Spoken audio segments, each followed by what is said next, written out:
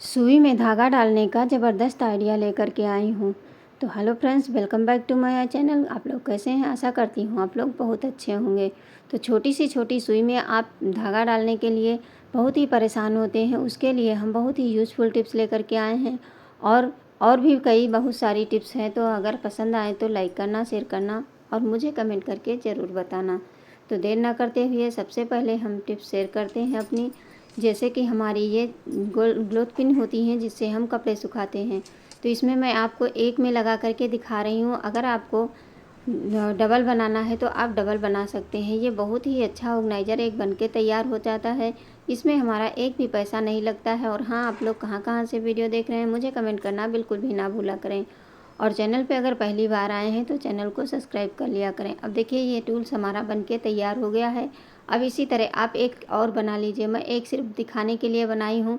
तो जैसे कभी कभी होता है कि हमारे पास प्लेट बहुत ज़्यादा हो जाती है और स्टैंड कम होते हैं, तो इस तरह से आप एक के साथ में मत बनाइए। डबल में बनाएंगे तो आपकी प्लेट अच्छे से रुक जाएंगी। छोटी कटोरी तो इस तरह से रुक जाएंगी, लेकिन अगर बड़ी प्लेट है तो आप डबल में बना सकते हैं 2 लकड़ियों में। अगली टिप्स हमारी है चार्जर को लेकर के। चार्जर हमारा हमेशा इसको यूज़ करते रहते हैं तो ये हमारा गंदा होता रहता है। इसके लिए हम क्या करेंगे, कोई भी जो हमारी परफ्यूम होती है उसको ले लीजिए और इस तरह से हल्का सा थोड़ा सा कॉटन के ऊपर डाल करके इसको रगड़ देंगे तो ये बहुत जल्दी से क्लीन हो जाता है। देखिए कितना गंदा है और इसको आप चुटकियों में साफ़ कर सकते हैं। चाहे जितना गंदा चार्जर है, ज़रा सा सिर्फ एक बूंद ही डालना है, बहुत ज़्यादा डालने की आवश्यकता नहीं है। इसमें इतना पावर होता है कि आप बहुत जल्दी से क्लीनिंग का काम तुम्हारा हो जाएगा। जैसे कि स्याही, कोई इंक लग जाए कहीं पे, उसमें भी आप इससे छुड़ा सकते हैं। और चार्जर गंदे हैं तो आप उसको भी क्लीन कर सकते हैं। तो देखिए कितनी जल्दी से हमारा ये चार्जर साफ़ हो रहा है। छोटी छोटी टिप्स होती हैं लेकिन ये बहुत ही यूज़फुल होती हैं। तो देख सकते हैं थोड़ा सा मैंने किया है, कितना जल्दी से साफ़ हो गया। अब चलिए पूरा साफ़ करके दिखाते हैं। तो ये देखिए हमारा पूरा चार्जर, उतने ही कॉटन को एक ही बार में गीला किया था एक बूंद डाल करके, और पूरा चार्जर हमारा क्लीन हो गया। अब इसको आप क्या करिए, कोई भी टिश्यू पेपर ले लीजिए और उसकी सहायता से इसको थोड़ा सा पोंछ देंगे तो चार्जर हमारा एकदम नए जैसा हो जाएगा। क्योंकि जब गंदा होता है तो बहुत, कहीं हम किचन में काम करते हैं, क्योंकि हम लेडीज़ों के पास तो यही रहता है, किचन में काम करते करते हम चार्जर को लगाने लगते हैं तो उसमें कहीं आटा है या कोई चीज़ है लग जाती है तो वो बहुत ही गंदा लगता है। तो देख सकते हैं कितनी गंदगी इसमें निकल रही है, सारी की सारी छूट गई है। अब इसको टिश्यू पेपर से आप साफ़ कर लीजिए, नहीं तो कोई सूती कपड़े से आप साफ़ कर सकते हैं। देखिए कितने अच्छे से ये क्लीन हो गया है। आशा करती हूँ ये टिप्स आप लोगों को ज़रूर पसंद आएगी। पसंद आए तो प्लीज़ लाइक ज़रूर करना। अगली टिप्स क्या है कि जैसे कि सुई में धागा डालना आजकल सभी के लिए बहुत बड़ी समस्या बन जाती है। और कहीं ना कहीं घर में कुछ ऐसे काम होते हैं जो सुई धागे के बिना नहीं हो सकते हैं। कोई छोटी छोटी चीज़ें होती, तो मैं इसमें बहुत ट्राई किया। देख सकते हैं किस तरह से इसका हम आगे का मुंह काट दिए हैं धागे का, कि पड़ जाए, लेकिन नहीं पड़ रहा है, जबकि बड़ी वाली सुई है। तो इस तरह से सभी लोग परेशान होने लगते हैं। उसके लिए हम बहुत ही बढ़िया यूज़फुल टिप्स लेकर के आए हैं कि एक सेलो टेप से आप कई सारी सुइयों में धागा डाल सकते हैं। तो देखिए इसमें से थोड़ा सा सेलो टेप आप निकाल लीजिए और निकालने के बाद में देखिए ये निकाल लेंगे, बिल्कुल थोड़ा सा चाहिए, बहुत ज़्यादा नहीं चाहिए, क्योंकि इसमें जो ग्लू होता है इसकी सहायता से आप बहुत जल्दी से धागा पड़ जाएगा। मैं आपको डाल करके दिखा रही हूँ।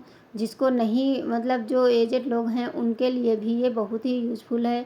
तो इसको एक बार आप लोग ट्राई करना। इसके बीच में इस तरह से धागे को रख देना है और फिर सेलो टेप को इस तरह से मोड़ देना है, जिस तरह आपको वीडियो में दिख रहा है। इस तरह से मोड़ने के बाद में अब जो एक्स्ट्रा सेलो टेप है उसको काट देंगे, और जिधर धागा है उधर हम बिल्कुल बारीक काटेंगे ताकि पतला रहे, जिससे कि ये अच्छे से पड़ जाए हमारी सुई में। तो देख सकते हैं इसको हमने काट करके सही कर लिया है, क्योंकि बड़ा रहेगा तो सुई के नाके में निकलना थोड़ा मुश्किल लगता है। लेकिन ये बहुत ही, मैं जब भी डालती हूँ तो इसी तरह से डालती हूँ।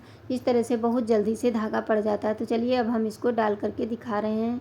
ये देखिए बनके तैयार हो गया। अब इसको इस तरह से पकड़ लीजिए और सुई में एक ही बार में आप देखेंगे, देख सकते हैं कितनी जल्दी से ये धागा हमारा पड़ गया। अब ये टेप को खींच लीजिए, उसके बाद में आप धागे को डाल सकते हैं। देखिए है ना आसान तरीका, ये सभी को पसंद आने वाला है और ये सबके काम आने वाला है। तो इसको आप लोग एक बार ज़रूर ट्राई करना। चलिए अब हम आपको छोटी वाली सुई में धागा डाल के दिखाते हैं, जो सबसे छोटी तुरपाई वाली होती है, उसमें भी आप इसी से डाल सकते हैं। देखिए इसी में धागे को हम पहले जिस तरह से उसमें किए, तो इसमें थोड़ा सा बारीक हमें सेलो टेप को काटना है, अगर चौड़ा रह जाएगा तो ये इसमें थोड़ा सा बारीक होता है, इस वजह से इसको बहुत ही पतला काटना है। और काटने के बाद में ये टाइट होता है, इसकी वजह से ये बहुत जल्दी से पड़ जाता है। देखिए इस तरह से हम इसमें डाल देंगे और डालने के बाद में आप इसको खींच लीजिए, क्योंकि ये पतला होगा तभी होगा। सॉरी, हाथ हमारा आगे बढ़ गया। इस तरह से देखिए इसको डाल करके आप खींच लेंगे तो ये छोटी सी छोटी सुई में और फिर सेलो टेप को आप निकाल दीजिए इस तरह से, और अपनी सुई में धागा डाल सकते हैं। आशा करती हूँ ये टिप्स आप लोगों के सभी के काम आने वाली है। अगर आप लोगों को ज़रा सी ये टिप्स पसंद आई हो तो प्लीज़ लाइक करना। और क्या होता है, जैसे कभी कभी होता है सुई में धागा नहीं पड़ा हुआ हो, मैं तो ये आप लोगों को दिखाने के लिए धागा पड़ा हुआ है, अगर नहीं पड़ा है और फर्श पे गिर जाए तो ये छोटी सुई दिखाई नहीं देती है। तो उसके लिए आप क्या करिए, जो चौड़ा वाला सेलो टेप होता है आप वो ले लीजिए। मैं आपको यही वाला टेप से दिखा रही हूँ। जहाँ भी आपको लगे हाथ में इस तरह से चिपका लीजिए, और चिपकाने के बाद में आप इसको पूरे फर्श पे इस तरह से घुमाएंगे, क्योंकि सुई जब गुम हो जाती है तो बहुत दिक्कत होती है। तो देखिए कितनी जल्दी से ये सुई उसी सेलो टेप में चिपक करके आ गई है। इसमें तो धागा पड़ा है, लेकिन जब धागा नहीं पड़ा होता है तो बहुत ही प्रॉब्लम होती है। अगली टिप्स हमारी है, इस तरह के कोई भी कपड़ा हो, जैसे ब्लाउज है जहाँ पे हम सेफ्टी पिन लगाते हैं वहाँ पे अक्सर करके हमारा ये ब्लाउज फट जाता है।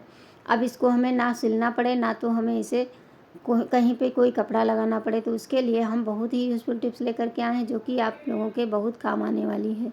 तो क्या करेंगे, यही जो सेलो टेप होता है इसी को आप ले लीजिए, छोटा सा टुकड़ा काट लीजिए, जितना आपका मतलब कपड़ा फटा है उसी हिसाब से आप काट लीजिए।